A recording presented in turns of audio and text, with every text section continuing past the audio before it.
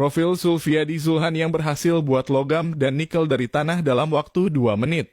Sulfiadi Zulhan, seorang dosen di Institut Teknologi Bandung, belakangan ini menjadi perhatian publik setelah karyanya yang inovatif mengubah tanah menjadi logam hanya dalam waktu 2 menit. Karyanya yang memanfaatkan reaktor plasma hidrogen ini viral di media sosial setelah diunggah oleh akun Instagram @material. Raakil pada 2 Oktober 2024. Dalam video tersebut, Zulfiadi memperagakan cara alat ciptaannya bekerja yang mirip dengan alat yang sering muncul dalam film-film fiksi ilmiah seperti Iron Man. Reaktor plasma hidrogen yang dikembangkan oleh Zulfiadi bekerja dengan cara yang cukup sederhana namun mengesankan. Ia memulai dengan memasukkan bongkahan tanah berwarna coklat ke dalam alat tersebut. Setelah menghidupkan reaktor, tanah tersebut disinari dengan plasma dalam waktu singkat. Dalam 2 menit, tanah yang awalnya berwarna coklat tersebut berubah menjadi logam berwarna keperakan, sebuah proses yang begitu cepat dan menarik perhatian banyak orang. Zulfiadi sendiri menjelaskan proses ini dengan singkat namun jelas, mengatakan bahwa tanah yang dimasukkan ke dalam reaktor dapat diproses menjadi logam hanya dalam waktu kurang dari 2 menit.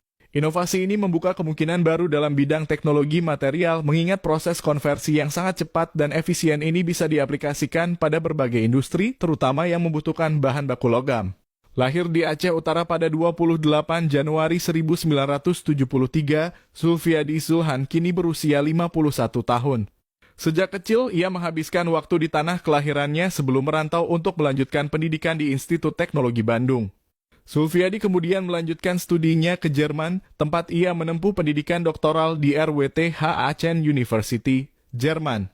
Selain itu, Zulfiadi juga pernah mengecap pendidikan di Goethe Institut di Jakarta dan Mannheim, Jerman, untuk mempersiapkan diri dalam bidang bahasa Jerman.